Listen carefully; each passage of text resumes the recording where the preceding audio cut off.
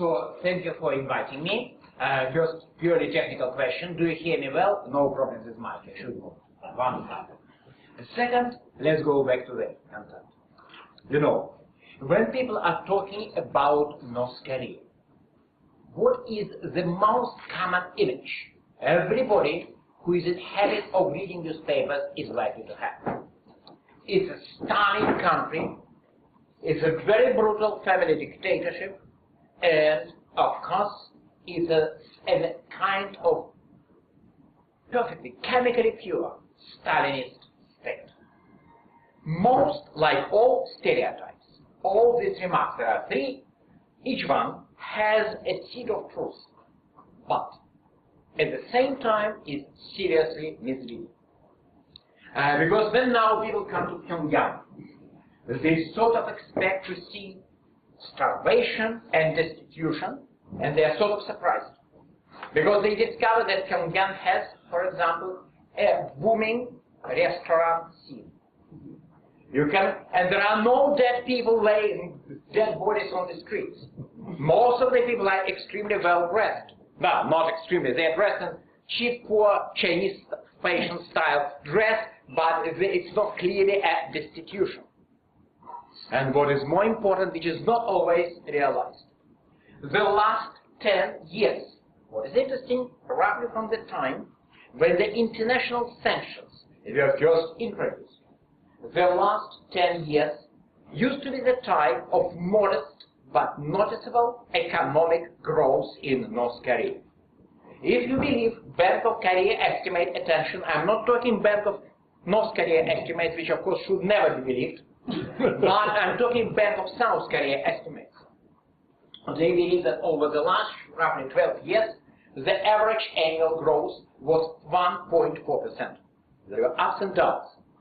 And the good question is, where does it come from? And then you come to restaurant, one of many restaurants, very often without any signboard. You have to know the place in Pyongyang. You get in, and you have good food, and the bill comes, and they charge you maybe $20, or maybe even $30 in the most expensive places. Of course, such a meal would cost here maybe $100 or more. But then you make small math. Wow. The average official salary in North Korea is now something like 75 American cents a month. 75 cents a month, not even 75 cents, 0.75 US dollars a month. And how can people possibly spend an amount which is roughly 2 annual salaries for one meal? Well, first of all, nobody lives on salaries. And second, North Korea is a very important remark, since long ago ceased to be a perfect Stalinist country. Yes, it was such a country. Yes, in the days of Kim Il-sung, it was, as I usually say, Kim Il-sung managed to out-Stalin Joseph Stalin himself. By Stalin's view, many of his policies would appear too excessive. But it's an ancient history. We have now an entire generation which does not know this, which don't have first-hand memories of these days, when everything belonged to the state. I will just repeat very briefly what happened with North Korean economy in the early 1990s. It emphasized self-reliance. It was their major slogan, self-reliance. But surprised, and they tried to produce everything they could possibly need within their own national economy.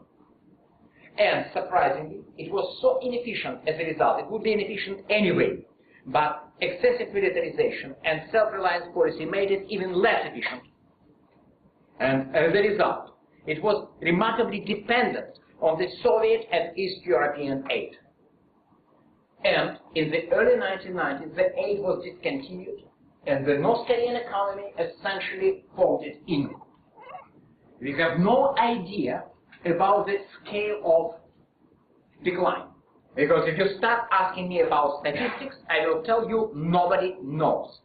Because statistics is remarkably poorly collected in North Korea, and everything which is collected and which should not be taken seriously is still either secret or top secret.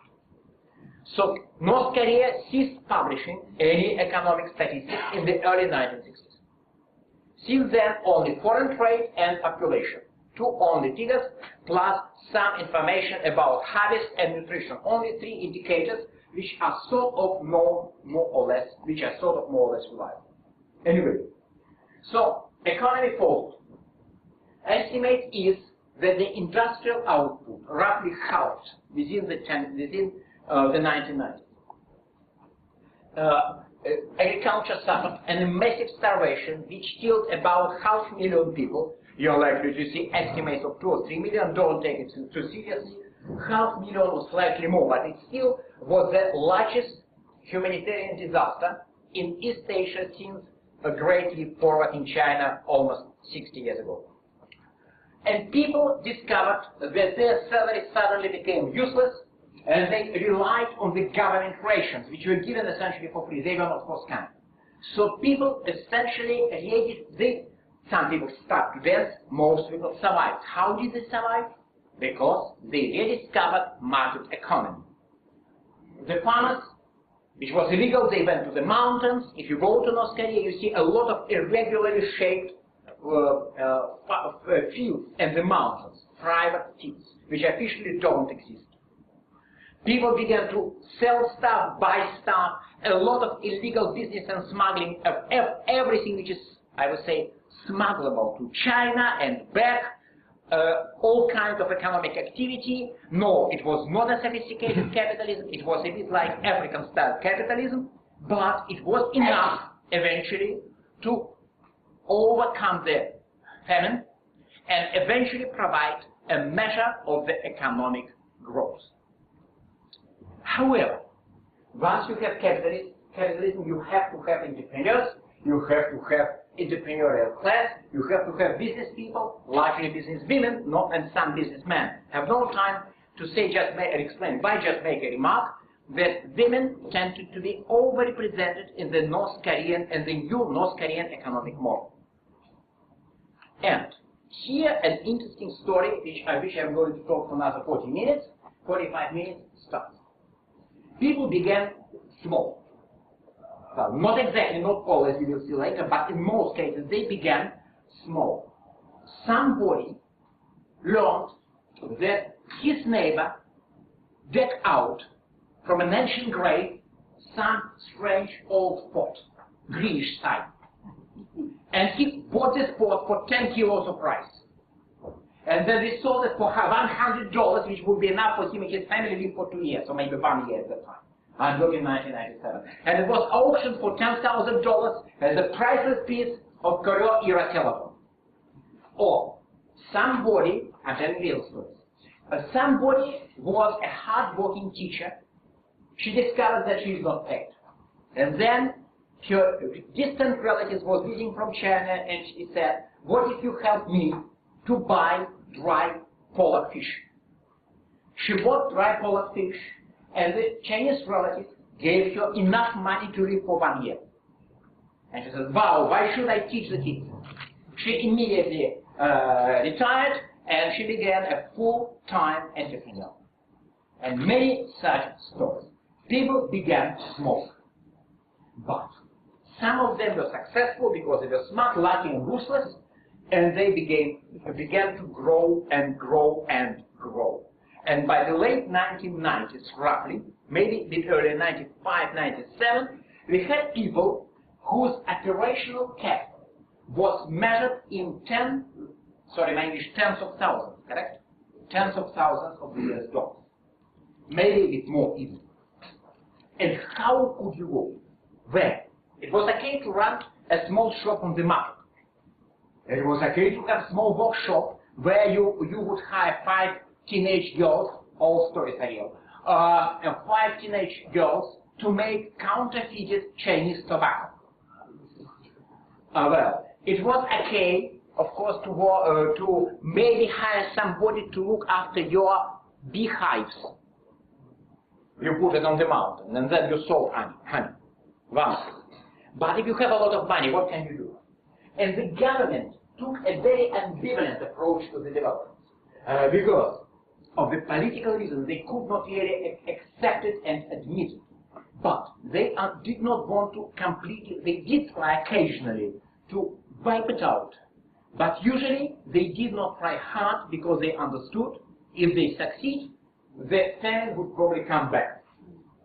And in many cases, low-level enforcers, police, and not only police, were on the payroll of this new entrepreneurial class and had not the slightest idea to follow the orders from above. Because above they would just, pat them out, say, good guy, you will be promoted 5 years later. And these people giving nice cash to them. And their salaries are small. If you are just a junior police official, you are not rich. Used to be. Now you are rich if you know from whom you are taking payrolls. So, and the discovery was, why not make thousands of richer North Koreans in the late 1990s? You invest money into a private business which should be presented officially as a state business. And so this kind of pseudo-public enterprises emerged. Actually, right now I'm writing an article. Hopefully, it will be maybe a series of articles with participation of that young German, another member of our research group, and another member is not here. So we are writing an article, Roy Peter Watt, yes, an article dealing with this type of entrepreneurial activities. Governments, well, private enterprises, which are disguised as government enterprises. And this is a very common form of North Korean business. I would say that vast majority of larger North Korean private enterprises are really registered and on paper disguised as government companies. There are 3 ways how it can be done.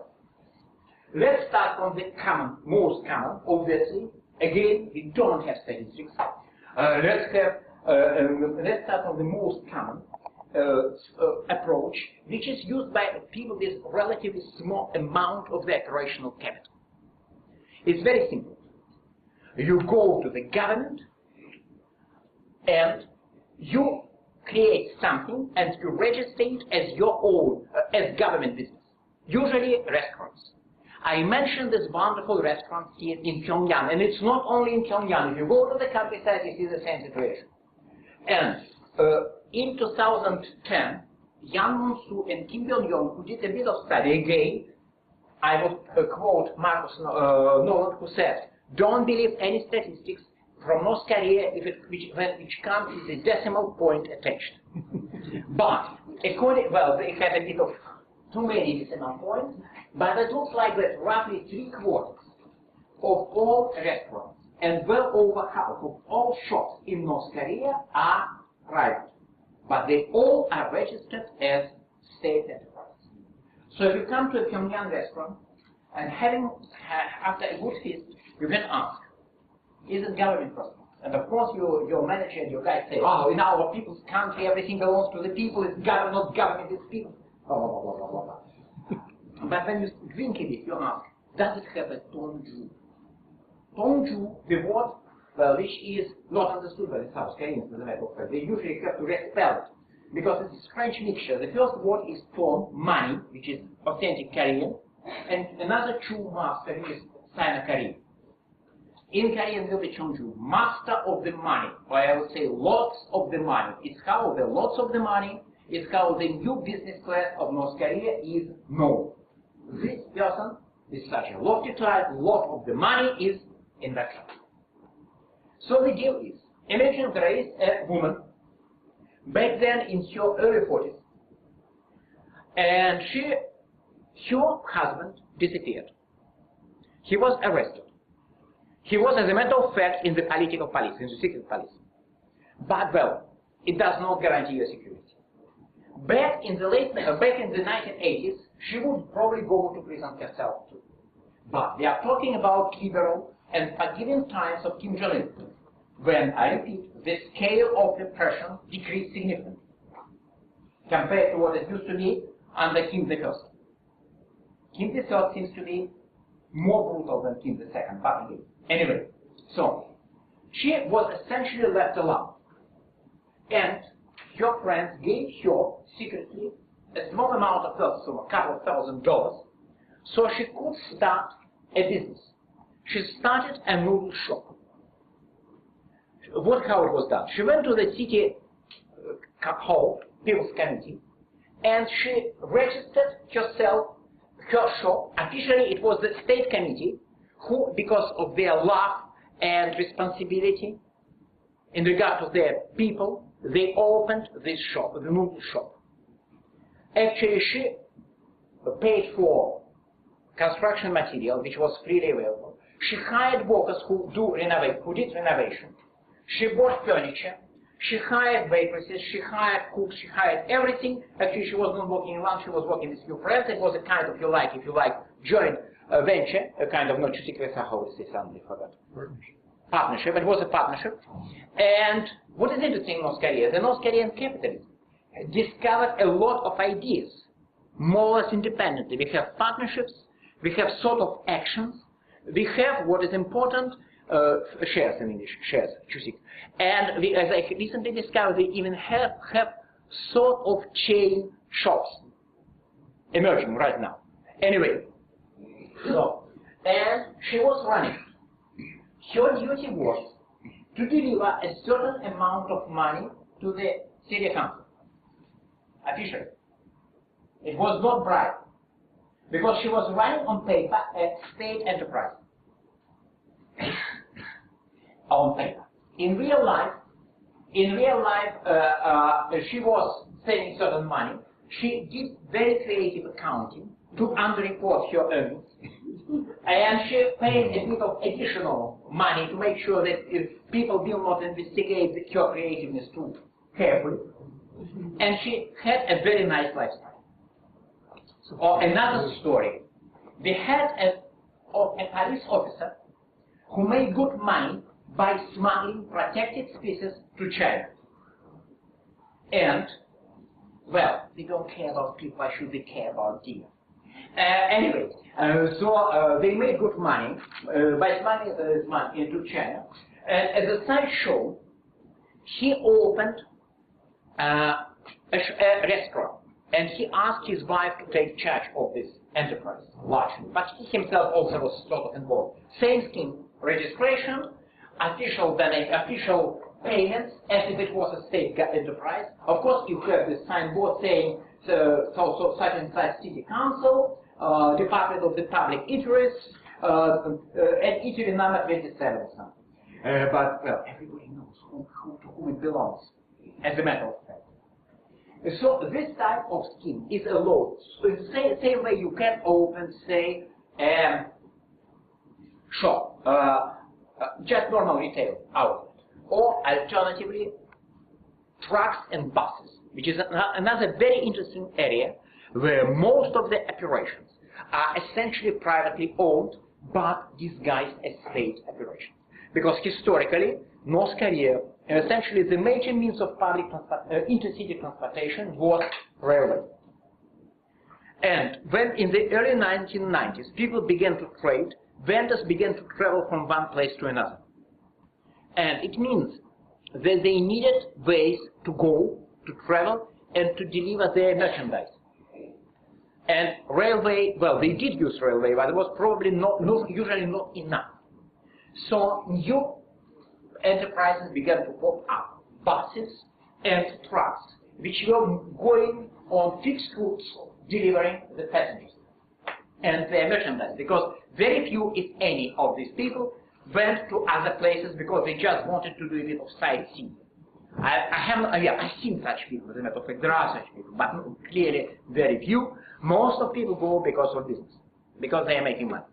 And one story, there was a guy who made good money in a different business, of which I will tell you a bit later. And when he made this money, he decided that it was a good time to have a kind of, to diversify. So he opened, he decided to start a bus company. Bus company. How it was done? He went to Pyongyang, he had money, and he went to Pyongyang and he made an agreement with a large foreign trade company, which was officially owned by a government agency. This foreign trade company will be a separate topic we are going to start talking in a few minutes. But now it's sort of slightly borderline case, but slightly borderline case.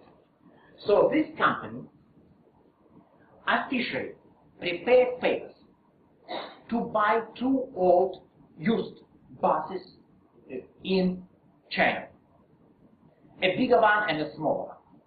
Both buses together would cost $12,000 and $8,000, $20,000. He himself invested $12,000. He was the owner, and he had, I would say, controlling part, larger part of the shares.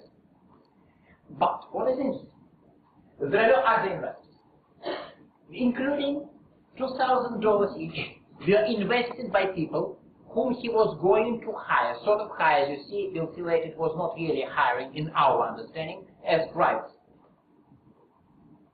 Sounds strange. Why should driver pay money to be employed? You will see it later. It makes perfect sense. So they got this $20,000 for this $20,000. He went to China illegally. Yes, he was a kind of, he could basically apply for passport, but it was such a mess, such a pain in the neck. So for him it was just easier to go there to sort out things and come back illegally, crossing the river. It was a time when it was early 2000s, when the border control was very lax. And he got this bus. And the buses went from the city where he lived to another city. It's about 100 some kilometers. Very poor unpaved roads. So it was essentially one-day trip, not two-way, one-way trip to one day. So they departed in the morning, they arrived in late afternoon to the destination city.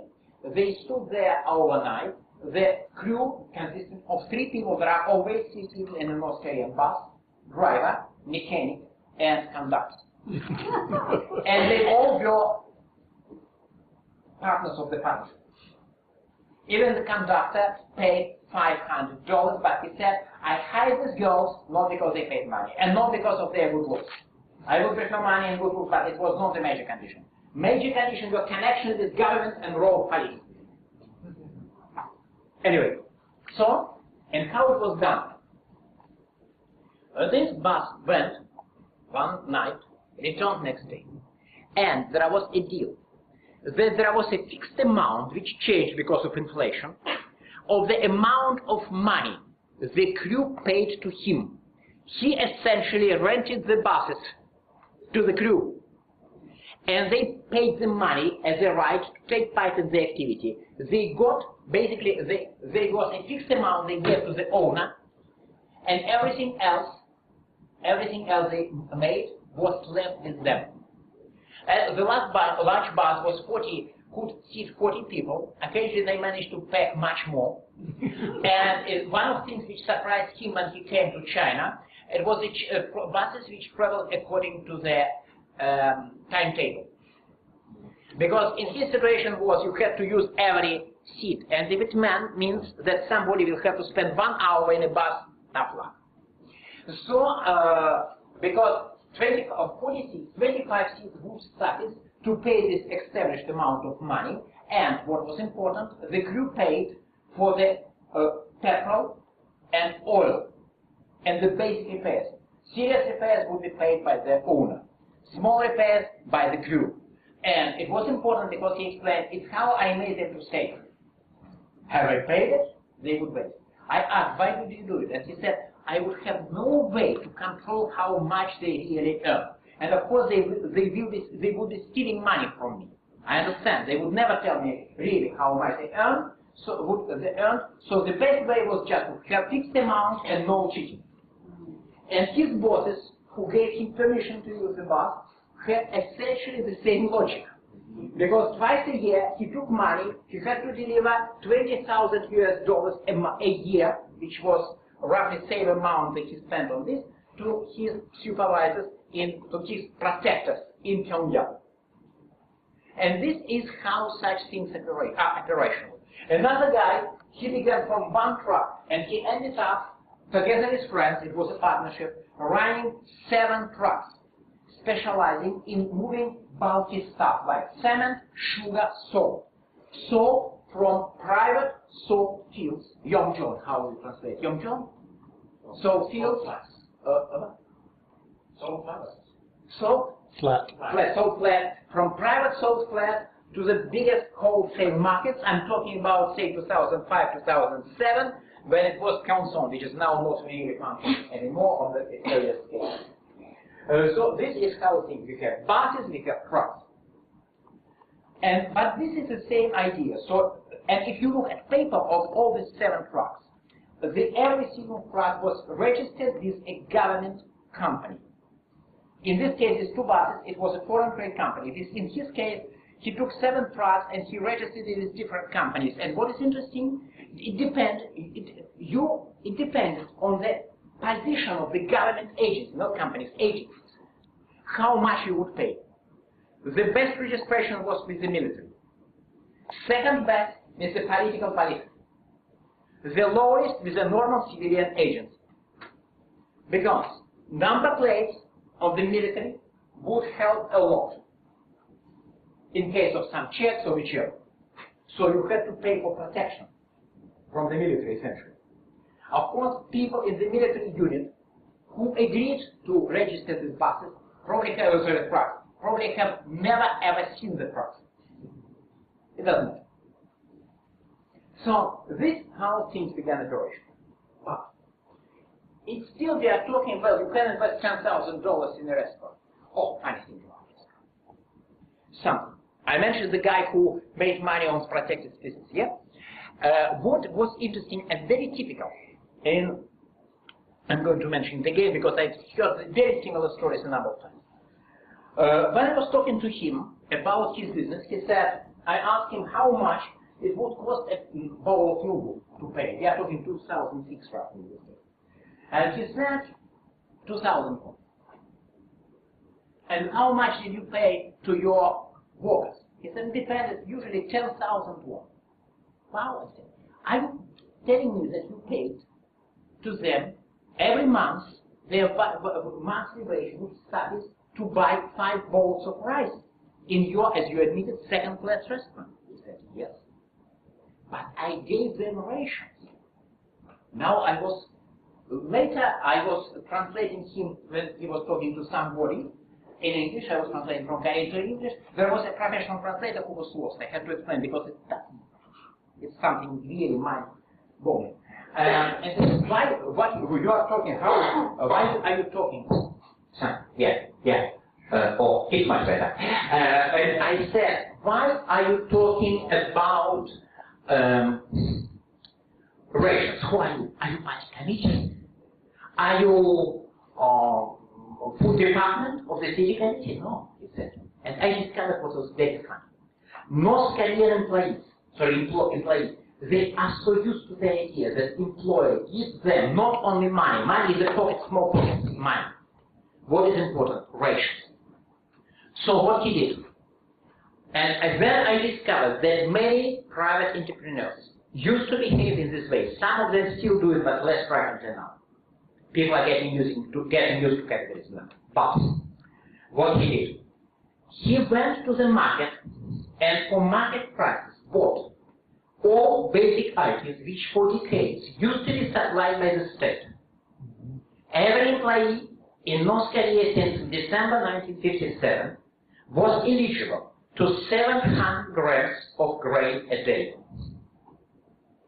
plus 2 liters of soya sauce, plus a certain number of eggs, and so on and so on and so on. What is interesting, in many cases, maybe in most cases, the private entrepreneurs, apart from giving money, they also spend their own capital on buying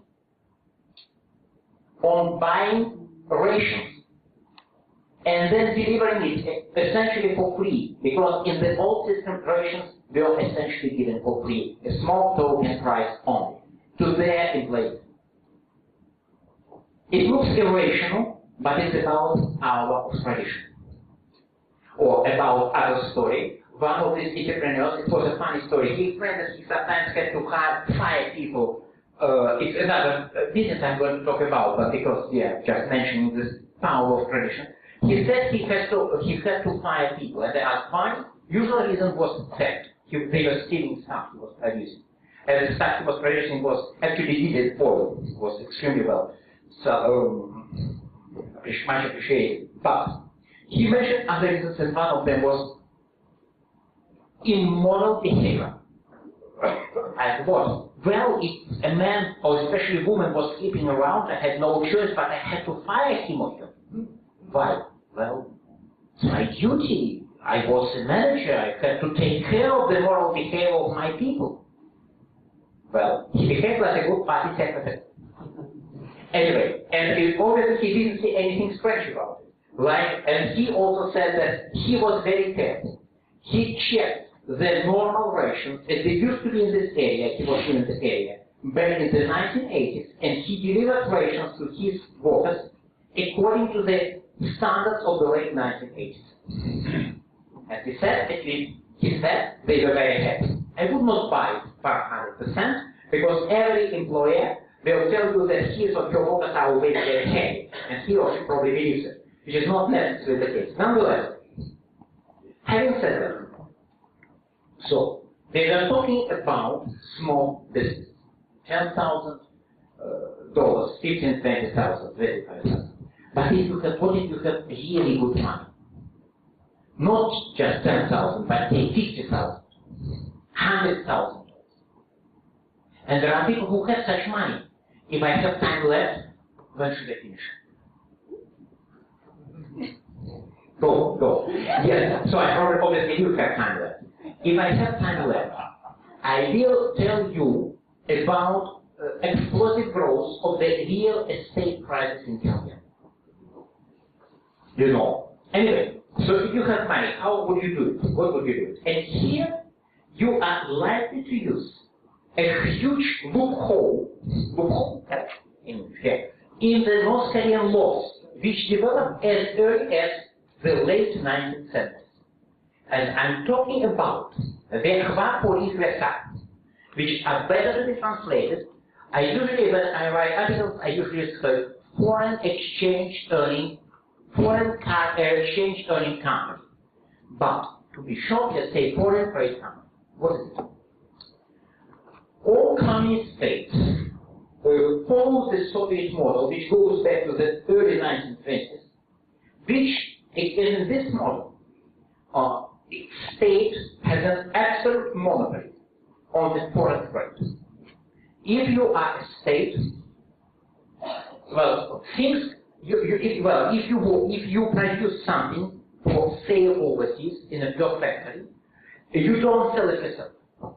With very few exceptions, you were supposed to send to the central government, which had a foreign trade ministry, and the foreign trade ministry would negotiate the deal and would pocket entire hard currency earned as a kind of reward for your efficiency. You would be probably given something, but not that much. It was the case in North Korea until the late 1970s, and then they changed the line. North Korea, under Kim Il-sung, long time ago, quietly abolished the central government monopoly of the foreign trade. Starting from the late 1970s, many North Korean government agencies were allowed to establish their own foreign exchange earning enterprises. In most cases, it was the assumption that these people will get money which is necessary to finance their operations. And in some cases, it was a bit strange. Well, it was the late 1970s. And the number of such companies dramatically increased in the late 1990s. Now, again, we don't know how many such companies exist, about 300 to 400. And most of these companies were established by very strange agencies, like, say, the Korean People's Army, the General Staff. They have Department of Roads, and the Department of Roads, General Headquarters, have their own foreign currency earning company. The intelligence department has their own foreign currency earning company, and they are not selling maps of Seoul and shooting pens, no. Big military units. Each one has its own company. Local government has its own companies, and so on and so on. Party Central Committee has a lot of companies. The problem is, what are you going to sell in a country which produces little?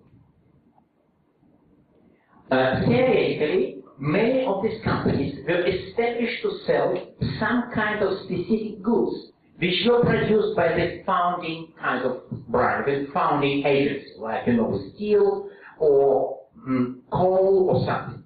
But in most cases, what is produced by the Department of Road Construction of the Korean Built Army? What can they sell? Rocks. Well, probably rocks and sand. So initially, probably this is what they did, as they soon discovered that they're not making good money. So actually, what happened? There is a small, on the international market, North Korea sells what? Mineral resources. Now, if you look at the structure of North Korean exports, 43% is coal. Coal is the king, 43% of the entire export last year. Mineral resources, seafood, and some exotic stuff, like, say, herbal medicine, herbs which are used for this traditional medicine, sometimes very exotic, like, frog oil, frog's oil.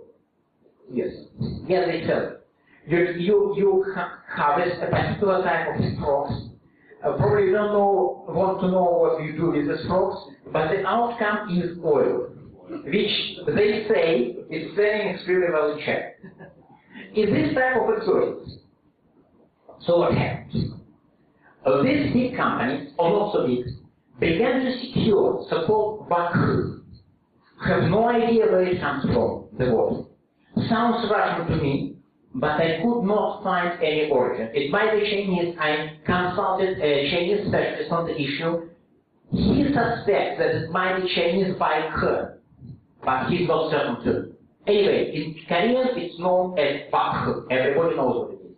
It essentially was a license and order to harvest and sell a certain amount of certain products. You are the head of the logistics road construction department, and you get back for 500 kilos of the frog's oil and, say, 5,000 tons of high quality coal. Question is, you have neither frog's oil or coal. What are you doing? You start looking for somebody, either for a fellow company which has this stuff but has no water, and you make a deal. Alternatively, and you can do both at the same time, usually you do both at the same time, you are looking for somebody who will get you the coal. And this is where a local entrepreneur with $50,000 in his pocket comes. And he says, guys, I have money. I know guys who are harvesting frog's oil. And if you help me, if you make sure you order local police in this particular county, for example, that no competitors will be allowed to hunt frogs in this area, I can guarantee you. But, he says, it's not the great days of our glorious great leader Kim Il-sung. People now are not going to work for free, full of enthusiasm. They need to be paid. I will be paying, I will hire workers, I will make a deal with my Chinese friend, because it's not enough to have back. But gives you a right to legally export stuff. A right and duty. You have to, once it's issued, you have to do it. But it doesn't give you a right to, they don't care whom you are selling it. You have to find a buyer too. And these private entrepreneurs, they save lots of money, don't you? This is what they are doing. They buy the stuff, they sell it, and they pay an agreed amount of money to this foreign company, which pays a certain part of money up to the budget, As a part of this official flow, you have unofficial flow of rights, and they pocket what is left. And basically they say, I did talk to such people a number of times, even saw them in operations in China. They basically say that having such deal usually helps, because if they work independently, it's probably slightly more profitable, slightly, but far more risky. Far more risky. So, this is how things are done. But you can go one step further, because you can get rich by selling ginseng and frogs and even coal, but you can get even richer if you start producing essentially some stuff for sale. And this is how private, real, serious private businesses, largely in seafood, in fishing, and mineral extractions were born.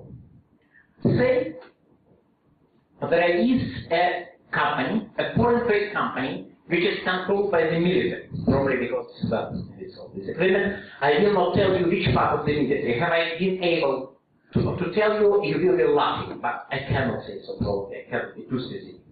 There is, so we this man, who exactly in the military does this type of business. This part of this company, they have a vacuum regularly to sell high quality coal to China. And there is a guy who made a deal. He did not tell them, I will buy coal. No, he said, I will dig coal out. I will start a coal mine, actually 3 mines. So what did he do? Wonderful. He hired geologists. He paid huge, yes, Peter knows whom I'm talking about. He hired his geologists.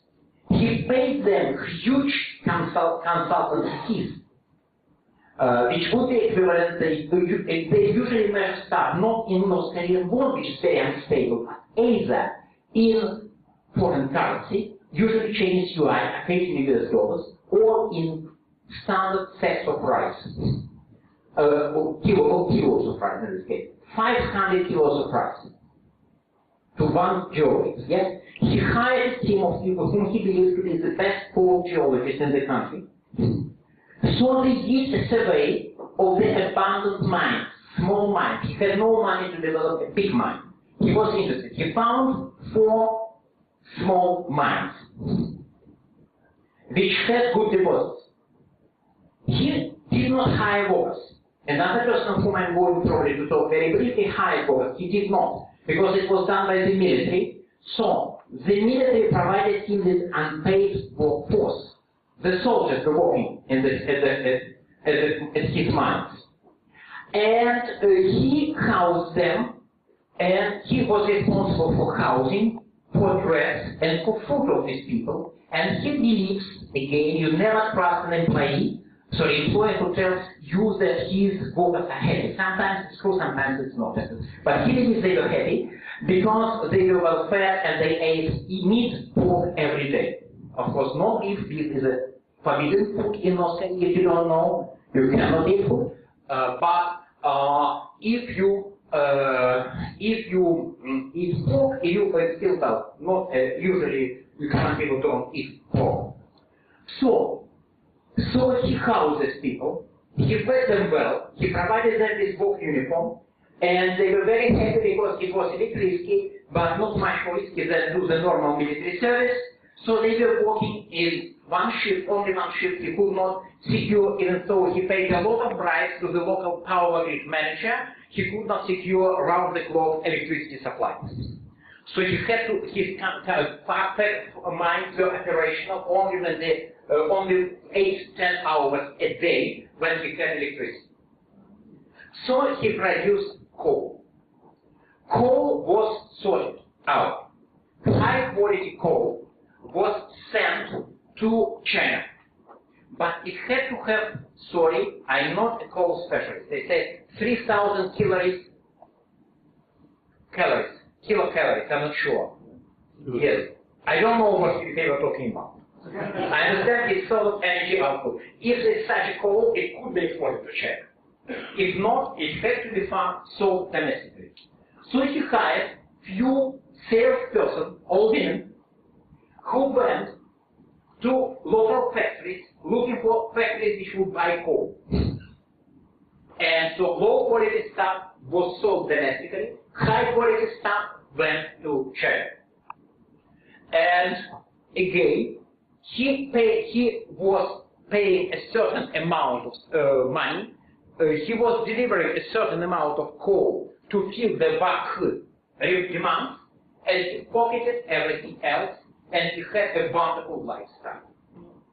And another person, actually the person whom I mentioned, the police guy who began his business from selling protective pieces and occasionally career celadons to China. It was a big business. I know somebody who was among the first people who began to sell it. 1982. Yes. Anyway, people then he had this restaurant as a side show, and then he and his brother they decided to start a gold mine. And they did run, and his brother still runs, a gold mine private gold mine in North Korea, protected by one of the party foreign trade companies. Saved him, found an old disbanded mine, consulted the experts, hired people, he had to hire people, and he was again paying them rations. And he hired people, and he uses and he even began to sell gold dust to and small nuggets to Chinese. So private gold mine operation.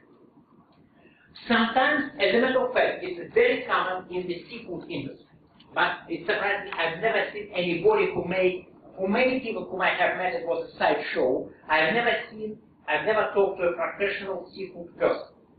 I know such people exist, and it's one of the most common areas. It's probably more common than even mining for big businesses. But I've never seen I've seen people who were involved. I've never seen a person who was a professional, lifelong operator of a seafood business. Then you could go further. Say a diesel oil,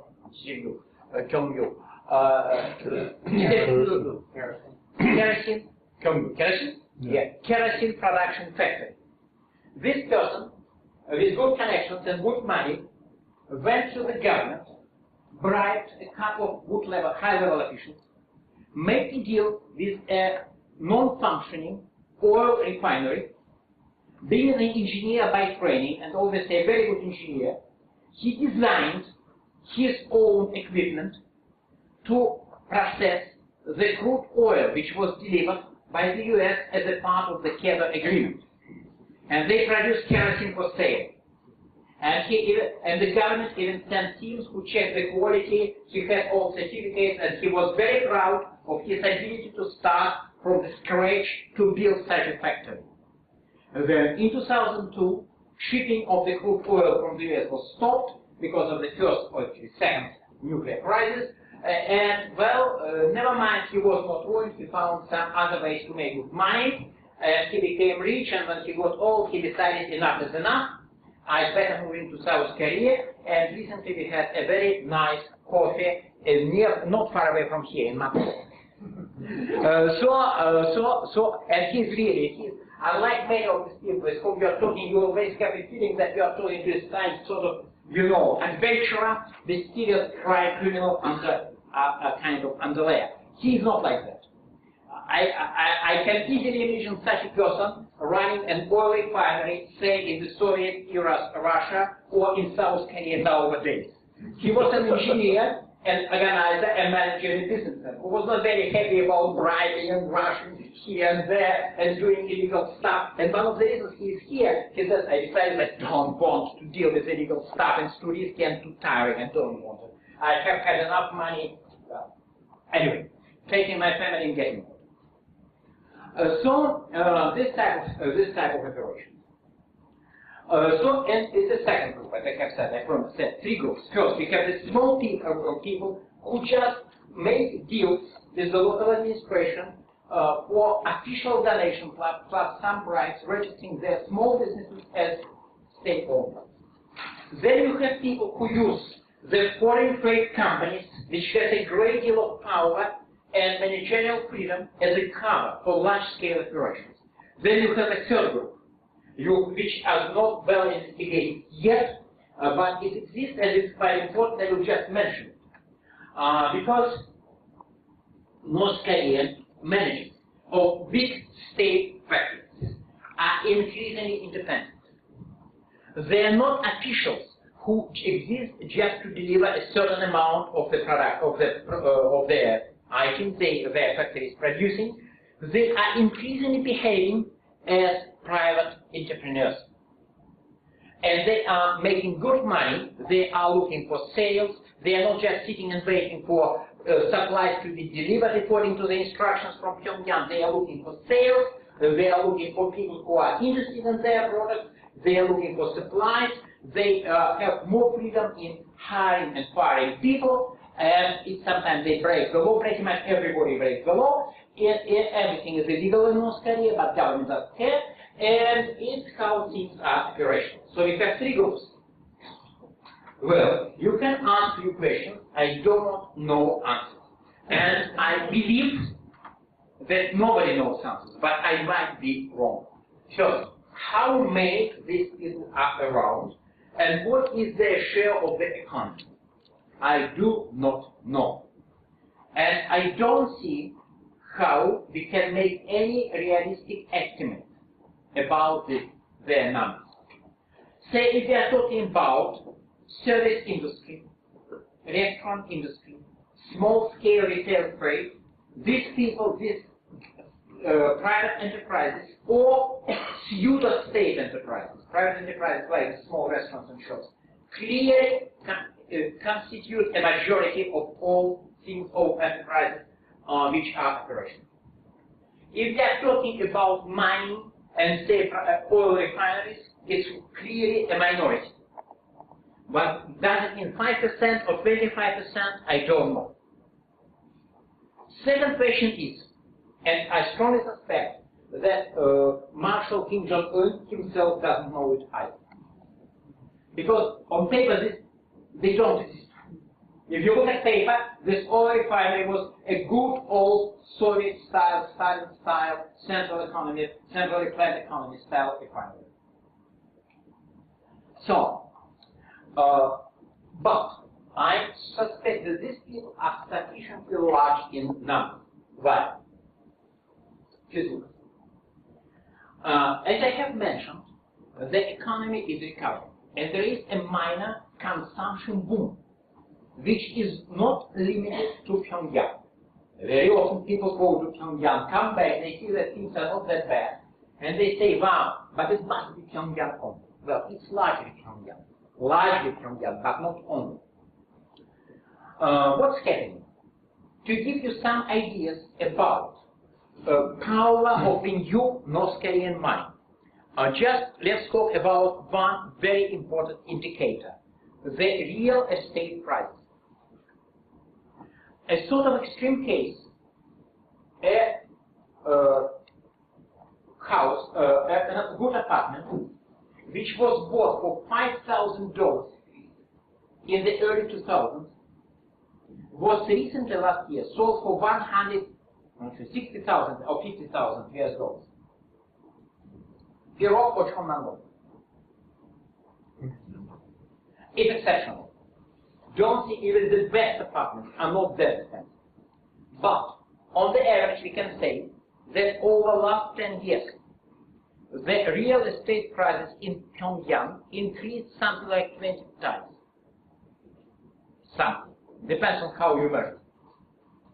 A good apartment in Pyongyang now would cost between, roughly say, 60 and 80,000 US dollars. And all apartments something like 30,000 US dollars. A good apartment very high on a high-rise building, above say the 10th floor, $5,000 to $10,000. Light, water supply, or very frequently no water, and a kind of a small house on the outskirts, same price. But if you look at prices in smaller cities, smaller towns around the border, you see the same figures. Say in Hveryod, a cheap house would cost you $2,000 or $3,000. A good place in one of few apartments they have in excess of $10,000. In Musan, they recently sold for $20,000. And what is interesting, another interesting part, a significant part, clearly a majority of these new apartments are really built for sale. So, above mentioned managers of the construction companies, they build houses, but the apartments are not distributed as it used to be the case. But the apartments are sold on the market price. You have, also you have, restaurant boom I have mentioned.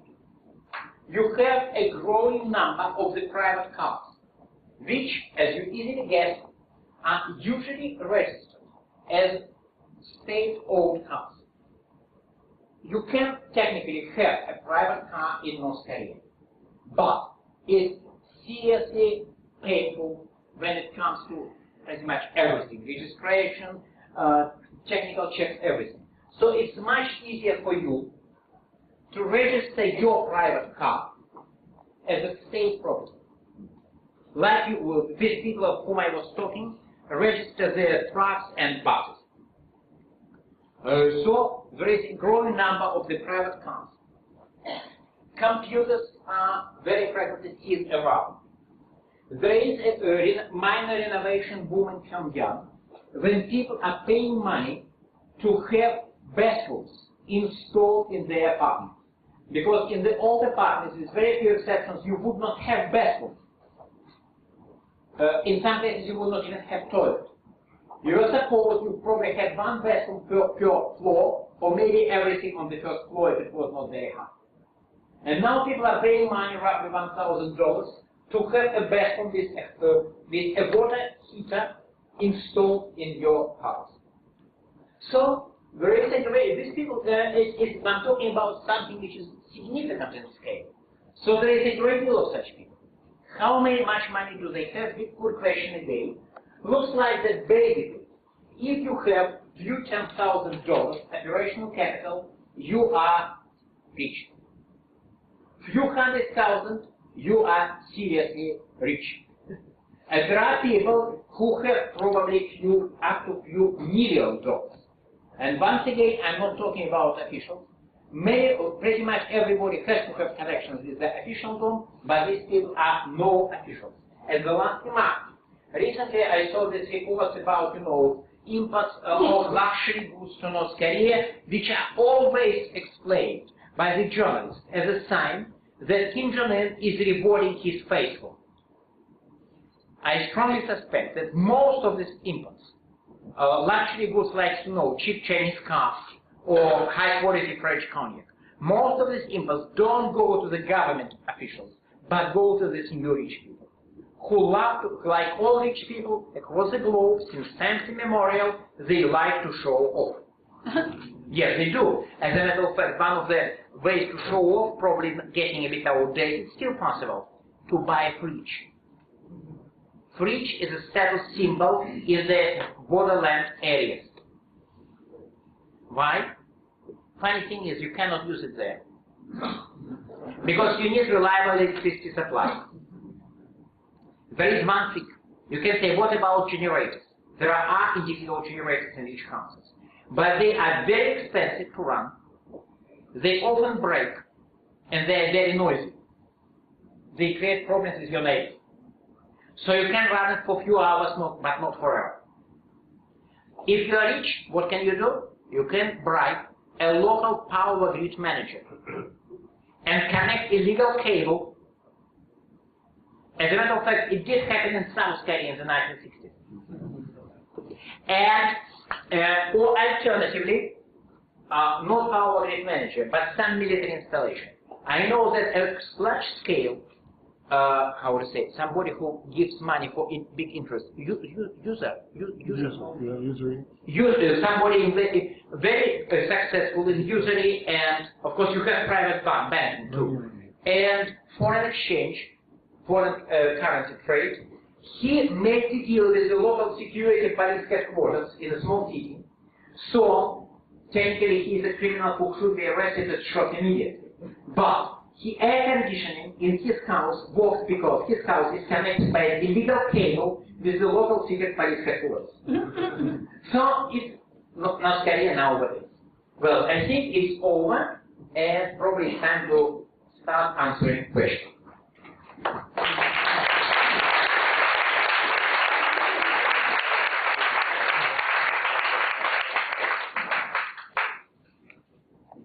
So, anybody here?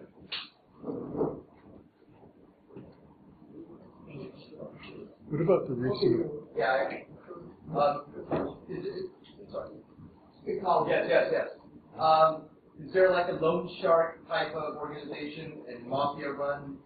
Funny thing, no. With my Russian experience, I was always looking for any kind of people whom Edward Walker described as violent entrepreneurs. It's how he politely described Russian mafia. And he is a very good sociologist of the Russian mafia, who provided me with a good medical staff, which, as he assured me, will help me when I'm talking to the loss of money, especially in China, because I complained that such talks as you include an overconsumption of alcoholic beverages. And he said that for him it's a professional risk, so he presented me some kind of drug which I never used, however, so it happened around maybe I lasted before my next ministry. But, well, seriously speaking, I always was interested in this type of activities, very little. It seems that North Korean government somehow manages to keep a nearly perfect monopoly of violence.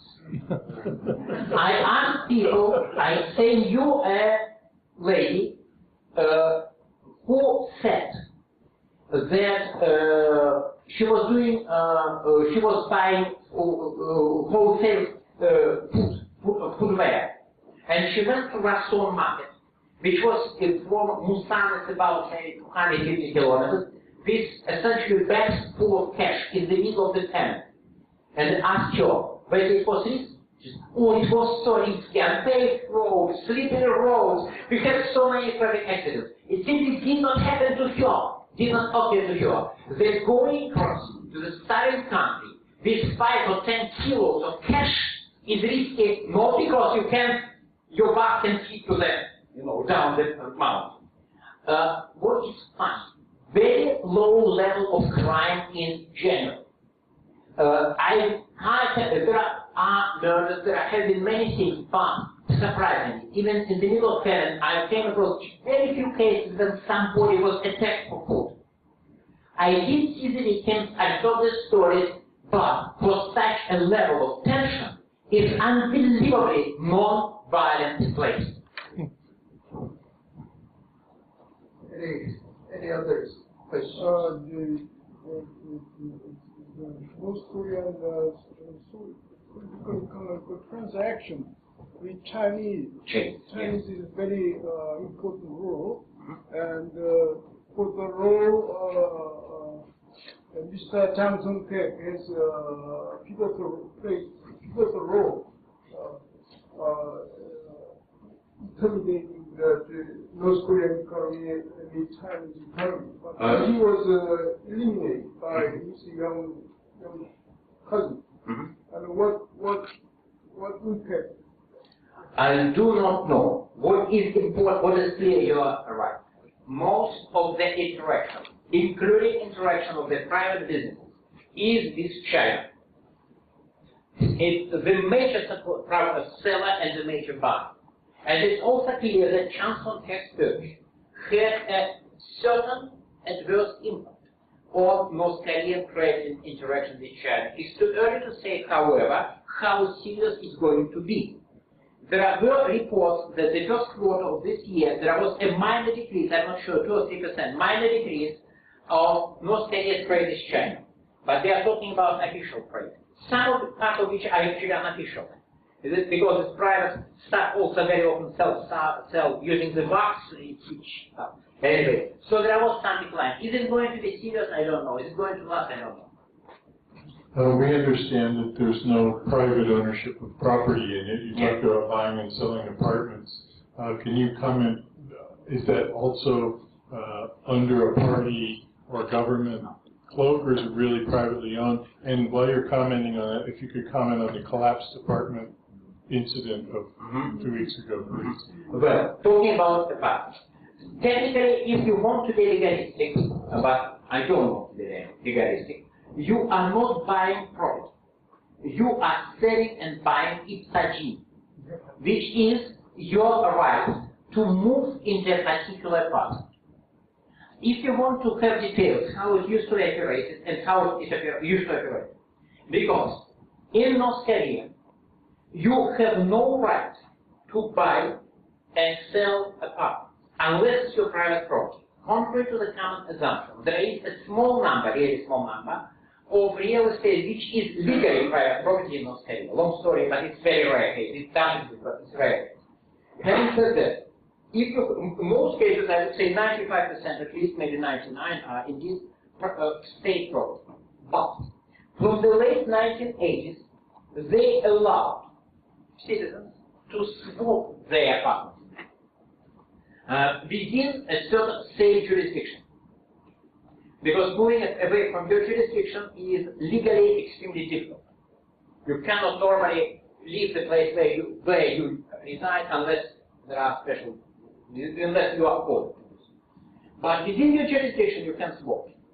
In the past, you had to be very creative, because what happened in the past, you, the old owner, and the new owner, technically not owner, user and new user, yes, old user, you went to the city council and you swapped your ipsa, which were for all practical purposes property papers, which were not called property papers, but usage right papers. Yes? And in the past, you had the person who was living in an apartment had to prove that he had a place to go. But now, this demand is normally neglected. So they don't really even really care, they don't control where this person goes after he or she surrenders his or ipsa to a new owner. So technically it's a real issue of ipsa changing the name in the, well, we can say property title, but it's ownership, usage title if you like. And how it's done, in most cases. In the apartment? And the very further, but what can I say? Well, in Seoul, Wow apartment, 1970, yes, April 1970 here. You remember the collapse of the Wow apartment in April 1970, which made Kim Jong-un to resign from his position of Seoul mayor. He was the best mayor Seoul has ever had. Having said that, why did they report it? Well, there are two competing theories. I'm largely in support of one of the theories, but not absolutely certain. Some people say that it is at the beginning of glasnost because they admitted it. I don't think so, because we have seen it with Yongchon incident. People sort of forgot that last month, on the 22nd of April last year, this year, 22nd of April last month, there was a 10 years since Yongchon disaster, a massive explosion equivalent to roughly 1 kiloton. It was roughly 1 kiloton explosion on the Yongchon station. Very interesting story, which is now largely forgotten. I think that some people here, younger people, don't understand what I'm talking about. But what is important, the Yongchon disaster, Yongchon explosion, was also reported officially by the North Korean media. Same reason. I believe that they understood. They understand they cannot possibly hide collapse of a 23-story building in the middle of the capital. Had it happened not in Pyongyang but in another city, they probably would not report it. But there are too many eyes around, including foreigners. Same was the Renchon disaster. It was a massive explosion, 15 kilometers, actually 12 kilometers straight from the Chinese border. So Chinese saw it. And it was a station through which pretty much every single visitor of North Korea who takes train has to pass. So it would be known immediately. And because it also happened on the day when the armored train of the dear leader passed the station, and there are some probabilities it was an assassination attempt. And from the WikiLeaks papers, we now know that Kim Jong-il, until his death, believed that it had been an assassination attempt, which doesn't necessarily mean it was an assassination attempt, but it was believed. So, well, they decided that politically prudent to admit something they could not possibly hide. I believe it was the case again, because they knew that they were not going to hide such an incident. Talking about yesterday and today's report about large number of people being executed, well, maybe not. You remember Hyun Sung-won? Yeah? Hyun Sung-won from Inha music band. Yeah. Who was, by God knows, believed to be former girlfriend of Kim Jong-un. I think she came back to life. Yes, yeah. Everybody was talking about her death, about her various execution. But unfortunately, I had to remain silent, but now it's probably time to say that 2 weeks later, one of my friends had a nice beer with her. And she made some jokes about her. And now, yeah. But back then I promised not to joke. Anyway, so. Professor Lankov, you mentioned a statistic, maybe 60%, I don't remember, the amount of foreign export which was earned from selling coal. 43. 43. Okay, 43. There is another academic of Russian extraction with a last name that ends with OAV who says a lot about rare earth minerals. He's very excited about the value of rare earth minerals in the Austrian economy. Could you speak a little bit about that, please? Rare earth. Well, with all due respect to this academic of the Russian expression, who used to be my student 25 years ago, I would say that he might be right. But you know, I've been doing it for 30 years. And during the 30 years, every few years, I saw somebody full of enthusiasm who begins to talk to me about massive discoveries. It's almost always rare earth, which is allegedly going to make North Korea a kind of East Asia's Kuwait or Qatar. I've heard this, as I have said, I hear this story from the average once every 5 years. Every time, which does not mean that, again, I have to be careful. It's just, you know, when it's like currency reform in 2009. One of the reasons why the entrepreneurs were not ready, they heard about currency reform so many times, so they ceased to take this reform seriously, and then it ceased. So I'm not saying that it's not happening, but this experience makes me very, very skeptical. Any other question? Yeah, just one question. Can you say something about the intellectuals in North Korea? Are there any? In your work, you talk a lot about what's going on in the economy. Is there any knock-on effect in relation to intelligentsia, the arts, culture in North Korea? Yes. Look at this group of people sitting in that corner, especially this smiling woman who happens Dr. Professor Tatiana Gabrusенko, who happens to be my wife, among other things, and she is providing this moral support, while my mother is providing our daughter with physical support and some moral support too. Having said that, it's your. I would not fantasize because it was she and we have a lot of other people. Emmanuel Kim from the City University of New York City University, I'm not sure which way. Yeah. Jack and some other people here who knows much more than I do on this issue. So probably you should ask them. Because again, or maybe you should, I hope some of them or all of them eventually will come here and tell you. Because again, I'm largely about shadow dealers, corrupt officials, in the type of people I understand better.